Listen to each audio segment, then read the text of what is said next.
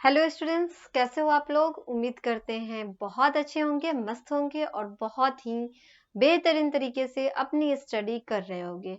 तो आज स्टार्ट करते हैं हम लोग आप लोग का मैथ्स का क्लास। मैथ्स के क्लास में आप लोग का न्यू चैप्टर आज स्टार्ट होने वाला है। और न्यू चैप्टर कौन सा है आप लोग का? न्यू चैप्टर है lines and angles. Lines and angles chapter हम लोग स्टार्ट करने वाले हैं। देखते हैं लाइंस एंड एंगल्स में आप लोगों को क्या क्या मिल सकता है पढ़ने के लिए। तो सबसे पहले अगर हम लोग बात कर ले लाइंस क्या होता है, इसके बारे में हम आप लोगों को क्लास 6 में पढ़ाए हुए हैं। आप उसमें देख सकते हो लाइंस एंड एंगल्स के बारे में। लेकिन एक बार फिर से हम आपको रिकॉल कर देते हैं लाइंस एंड एंगल्स क्या होता है। कहने का मतलब ये होता है कि लाइंस जो हम लोग ड्रॉ करते हैं किसी एक पॉइंट से अगर हम यहाँ तक के आ गए तो ये क्या हो जाएगा? लाइन हो जाएगा। ओके, उसके बाद आप देखो इसको क्या कहेंगे? लाइन कहेंगे। ओके, तो ये होता है क्या? लाइन सेगमेंट हो जाता है, जहां पे आपका फिक्स क्या होता है? फिक्स पॉइंट होता है, इसका जो लेंथ होता है वो फिक्स होता है। उसी तरह अगर हम लोग एरो की बात कर ले, तो अगर यहाँ पे हमने एक पॉइंट से यहाँ आगे की तरफ गए तो ये क्या हो जाता है? एरो होता है। इसको हम जितना ज्यादा हो सके उतना ज्यादा आगे की ओर बढ़ा सकते हैं। उसी तरह अगर हम बात करें लाइंस की बात करें, तो लाइंस जो होता है वो दोनों तरफ जाता है। ये आगे भी बढ़ सकता है और पीछे भी बढ़ सकता है। तो इसीलिए इसको हम लोग क्या कहेंगे? लाइंस कहेंगे। तो ये तो बात हुई लाइंस लाइंस की। दो जो लाइन सेगमेंट होता है जिससे क्या बन जाता है? एंगल बन जाता है। कहने का मतलब ये हुआ कि अब हमें एंगल के बारे में जानना। ये तो लाइन की बात हो गई। जैसे यहाँ पे आप देखो ये दो लाइन है। ओके, ये क्या हो रहा है? यहाँ पे आकर के जो एंगल ड्रॉ कर रहा है इसको हम लोग क्या कहेंगे? एंगल कहेंगे। जैसे यहाँ पे आप देखो ए हो जाएगा, बी हो गया और ये सी हो गया। तो यहाँ पे अगर हम इस एंगल के बारे में लिखना चाहेंगे तो ये कौन सा एंगल हो जाएगा? ये एंगल हो जाएगा ए बी सी। कभी भी जो एंगल हम लोग लिखते हैं वो एंगल क्या होना चाहिए? एंगल बीच में आना चाहिए। आप लोग देख सकते हैं जैसे यहाँ पे बीच में आ गया है। ओके, जैसे अगर हमें लिखना होगा, अगर हमने ये ड्रॉ किया ये लाइन, तो आप देख सकते हैं अगर इसको लिखेंगे ए बी सी और यहाँ पे हमने दे दिया डी। ओके, अगर हमसे पूछेगा कि इसमें कौन कौन से एंगल हो जाएंगे, तो एक दो लाइन के बीच में दो लाइन के बीच में जो बनता है ना उसको हम लोग एंगल कहते हैं। तो ये दोनों लाइन के बीच में जो ये बन रहा है इसको क्या कहेंगे? एंगल कहेंगे। तो ये एक एंगल बना। एक ये दोनों लाइन के बीच में इधर भी एंगल बन गया, तो इसको क्या कहेंगे? एंगल कहेंगे। एंगल अगर इसके बारे में हमें लिखना होगा तो क्या लिखेंगे? तो एंगल लिखेंगे सी बी डी, क्योंकि बी जो है ना वो बीच में आना चाहिए। एंगल कहाँ आना चाहिए? बीच में आना चाहिए। तो इसके बारे में हम लोग देख सकते हैं कि एंगल कौन हो जाएगा? सी हो जाएगा, बी हो जाएगा, डी हो जाएगा। उसी तरह अगर इधर से बात करें तो एंगल इसका हो जाएगा ए बी और डी हो जाएगा। क्या होगा? एंगल ए बी और ये हो जाएगा डी। क्लियर है? तो ये होता है एंगल। लाइन भी हमने आपको बताया और एंगल भी बता दिए हैं। अब आते हैं हम क्या इस पे। अब इसमें आप लोगों को पढ़ना क्या है, ये तो आप लोगों को पिछले क्लास में पढ़ने के लिए मिल गया होगा, एंगल्स के बारे में एंड लाइंस के बारे में, जो कि हमने आपको फिर से रिकॉल किया। अगर इस क्लास में हमें पढ़ना क्या है, तो इस क्लास में पढ़ना है हमें सप्लीमेंट्री एंगल के बारे में। सप्लीमेंट्री एंगल क्या होता है उसके बारे में हम आपको पहले बता देते हैं। सप्लीमेंट्री एंगल जो होता है ना वो होता है टू एंगल आर सेट। यहाँ पे आप लोग देख सकते हो सप्लीमेंट्री एंगल क्या हो जाएगा? ये आपका होगा two angles are said to be supplementary angle if the sum of their measures is 180 degree। वो दो एंगल को सप्लीमेंट्री एंगल कहेंगे जिसको मेजर करने पे हमें क्या आना चाहिए? जिसको मेजर करने पे हमें जिसको सम करने पे हमें 180 आ जाना चाहिए। वो उन दोनों एंगल को जब हम लोग सम करेंगे तो कितना आ जाना चाहिए? 180 डिग्री आ जाना चाहिए। तो उसको हम लोग क्या कहेंगे? सप्लीमेंट्री एंगल कहेंगे। कहने का मतलब ये हुआ कि जैसे ये एक फिगर आपका बना हुआ है, यहाँ पे आप देख सकते हो, जैसे ये अगर मान लो कि ये अगर 60 डिग्री है, ये अगर 60 डिग्री है तो हमसे पूछेगा कि 60 डिग्री का सप्लीमेंट्री एंगल क्या हो जाएगा। तो सप्लीमेंट्री एंगल निकालने के लिए हमें क्या करना होगा? 180 डिग्री होता है, दोनों का सम क्या होता है? 180 डिग्री होता है। तो एक एंगल आपको 60 डिग्री दे रहा है, दूसरा एंगल आपको फाइंड करना है। तो 60 में हम लोग क्या जोड़े, 60 में हम लोग क्या जोड़े कि 180 हो जाए, क्योंकि सप्लीमेंट्री एंगल कहता है कि दोनों का सम क्या होना चाहिए, दोनों का सम 180 होना चाहिए। तो यहाँ पे अगर हम लोग फाइंड करें तो आप देख सकते हो क्या हो जाएगा, व्हाट इक्वल टू अगर हम लोग करेंगे तो यहाँ पे 180 में से क्या करेंगे, 60 को माइनस कर देंगे। तो 180 में से 60 को जब माइनस करेंगे तो हमें आ जाएगा 120 डिग्री। मतलब क्या, 60 डिग्री एंगल का सप्लीमेंट्री एंगल कौन हो जाएगा, तो 60 डिग्री एंगल का सप्लीमेंट्री एंगल हो जाएगा 120 डिग्री हो जाएगा। क्लियर है, क्योंकि दोनों का सम क्या होना चाहिए, 180 होना चाहिए। जब आप 60 डिग्री और 180 डिग्री दोनों को जब आप निकालोगे 120 डिग्री, और इन दोनों को जब आप ऐड करोगे तो आपको कितना आ जाएगा, 180 डिग्री आ जाएगा। क्लियर है, तो इसको हम लोग क्या कहते हैं, इसको बोलते हैं सप्लीमेंट्री एंगल कहते हैं। जैसे यहाँ पे आप लोग देख सकते हो, इसमें आपसे यही कहा गया है कि सप्लीमेंट्री उस एंगल को कहते हैं जिसका सम क्या होना चाहिए, सम को मेजर करने पे 180 डिग्री हो जाना चाहिए। यहाँ पे देखो, angle A and angle B are supplementary if angle A plus angle B equal to क्या हो जाएगा, 180 डिग्री।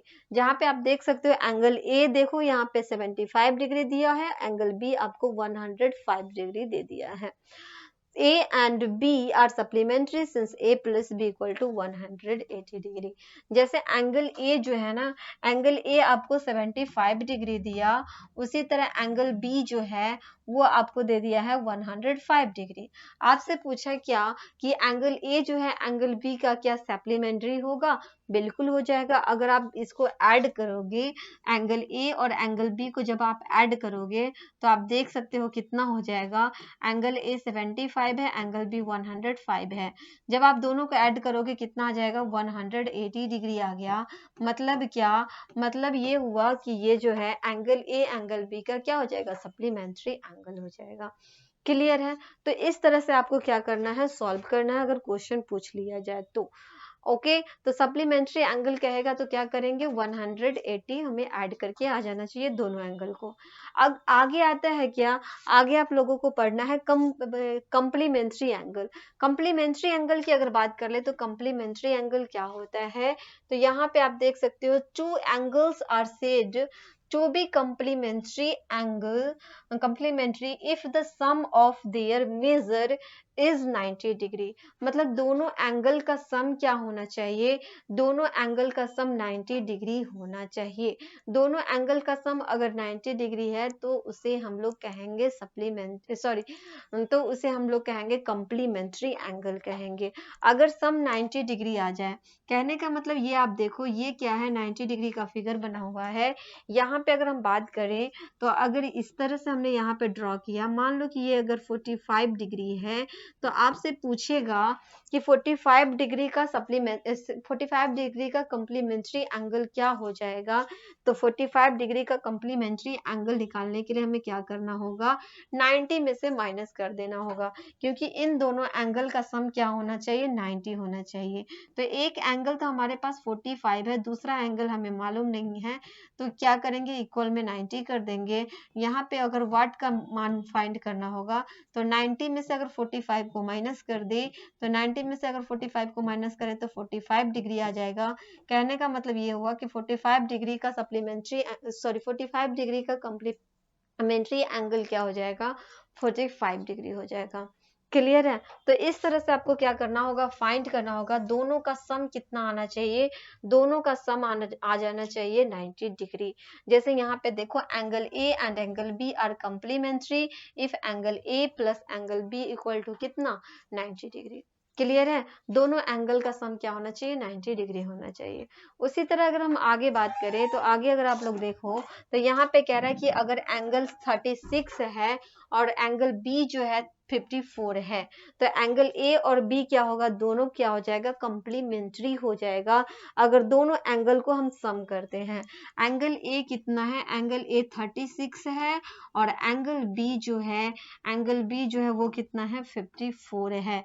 दोनों को अगर हम लोग सम करेंगे तो 6 और 4 10 का 0, 5 और 3 8 और 1 कितना हो जाएगा, 9 हो जाएगा, मतलब 90 डिग्री हो जाएगा। ठीक है, तो जब दोनों को सम करने पे 90 डिग्री आ गया, मतलब कि ये क्या हो जाएगा, कंप्लीमेंट्री एंगल हो जाएगा। एंगल ए एंगल बी का कंप्लीमेंट्री हो गया। क्लियर है, तो सप्लीमेंट्री एंड कंप्लीमेंट्री हम आपको बता चुके हैं। अब बढ़ते हैं हम लोग एडजेसेंट एंगल की तरफ। अगर बताएंगे कि एडजेसेंट एंगल क्या होता है, यहाँ पे आप लोग देख सकते हैं। अगर एडजेसेंट एंगल की बात करें तो एडजेसेंट एंगल जो होता है ना, वो क्या होता है, एडजेसेंट का मतलब होता है बगल में। कोई भी चीज अगर बगल में है तो वो क्या होगा, एक दूसरे के एडजेसेंट होगा। कहने का मतलब ये हुआ कि जैसे हमने यहाँ पे एक फिगर ड्रॉ किया, ओके तो यहाँ पे आप देख सकते हो, अगर हमसे पूछा जाएगा ये जो आप एंगल देख रहे हो, ये एंगल इस वाले एंगल का एडजेसेंट हो जाएगा। ये दोनों क्या हो जाएगा, ये दोनों एक दूसरे का एडजेसेंट होगा, क्योंकि ये एंगल जो है इस बगल वाले एंगल का क्या है, एडजेसेंट है। दोनों बगल में है, एक दूसरे के बगल में है, मतलब ये क्या हो जाएगा, एडजेसेंट एंगल होगा। जैसे हमने यहाँ पे इसका नाम दिया क्या, अगर मान लो इसका नाम हम दे दिए ए दे देते हैं, उसके बाद इसको ओ देते हैं और यहाँ पे बी दे देते हैं। ठीक है, ए ओ बी और यहाँ पे बी ओ सी, यहाँ पे हमने इसको सी दे दिया। ठीक है, ये जो लाइन है इसको हमने दिया ए और इस वाले लाइन को बी और यहाँ पे क्या दे दिया, सी दे दिया। अब आप देख सकते हो ये दोनों क्या हो जाएगा, एक दूसरे के एडजेसेंट एंगल हो जाएगा। यहाँ पे आप देखो, इसमें कह रहा है कि two angles with the same vertex, दो एंगल होना चाहिए और दोनों का जो वर्टेक्स होना चाहिए वो सेम होना चाहिए। तो आप देख सकते हैं ये दोनों का वर्टेक्स क्या हो रहा है, सेम हो रहा है। ये जो एंगल है, इस वाले एंगल का वर्टेक्स यहीं पे है और इस वाले एंगल का वर्टेक्स जो है, ये भी आप देखो इसका भी यही है। वर्टेक्स का मतलब क्या होता है, जैसे ये जो हुआ, हमने ये फिगर बनाया तो ये क्या हो जाएगा, ये वर्टेक्स हो जाएगा। ठीक है, ये दोनों आर्म का क्या हो जाएगा, ये वर्टेक्स हो जाएगा। उसी तरह इसको भी करेंगे तो ये भी वर्टेक्स होगा, ये भी वर्टेक्स हो जाएगा। मतलब दो आर्म जो होगा एक जगह मिलेगा, उसको हम कहेंगे वर्टेक्स कहते हैं। जैसे यहाँ पे आप देखो, एक ये वाला जो लाइन है और ये लाइन है, ये दोनों लाइन यहाँ पे मिल रहा है, मतलब ये इसका वर्टेक्स हो जाएगा। तो आपसे यही कहा कि टू एंगल्स, दो एंगल होना चाहिए विथ द सेम वर्टेक्स, जिसका वर्टेक्स क्या होना चाहिए, सेम होना चाहिए। तो दोनों एंगल का वर्टेक्स क्या आ रहा है, दोनों एंगल का वर्टेक्स सेम है। उसके बाद कहा वन आर्म कॉमन, इसमें आप देखो वन आर्म कॉमन की बात हो रही है। यहाँ पे आप देख सकते हो ये जो हमने लाइन ड्रॉ किए हैं वह दोनों का कॉमन है, इस वाले लाइन का और इस वाले लाइन का, एओ लाइन का और बीओ लाइन का, दोनों लाइन का ये लाइन क्या है, कॉमन है, मतलब दोनों के ये बीच में है, दोनों के बीच में है, मतलब ये क्या हो जाएगा, कॉमन लाइन हो जाएगा। इसको क्या कहेंगे, कॉमन लाइन कहेंगे, है ना। तो इसमें कहा कि वन आर्म कॉमन, एक आर्म इसका कॉमन होना चाहिए, and the other arm in the given and the other arm lying on opposite side of the common arm. कहने का मतलब ये हुआ कि ये जो कॉमन आर्म है, इसके दोनों आर्म क्या होना चाहिए, एक दूसरे के अपोजिट होना चाहिए। ये लाइन इसके अपोजिट में है, क्या है, दोनों लाइन क्या हो रहा है, ये वाला लाइन इसके क्या है, अपोजिट में है। इसमें एक लाइन क्या होना चाहिए, कॉमन होना चाहिए और दोनों लाइन क्या होना चाहिए, अपोजिट होना चाहिए। Okay, are called adjacent angle, जिसको हम क्या कहेंगे, एडजेसेंट एंगल कहेंगे। तो इसमें हमें ये पता चल गया कि एडजेसेंट एंगल किसे कहते हैं, जो अगल बगल में हो उसको एडजेसेंट एंगल कहेंगे, जिसमें एक कॉमन आर्म होगा और उस दोनों एंगल का वर्टेक्स क्या होगा, सेम जगह पे होगा और इसका जो अपोजिट लाइन होगा वो हो जाएगा, अपोजिट लाइन एक दूसरे के हो जाएगा। ठीक है, तो ये हो गया, सॉरी अपोजिट साइड हो जाएगा, तो उसको हम लोग कहेंगे एडजेसेंट एंगल।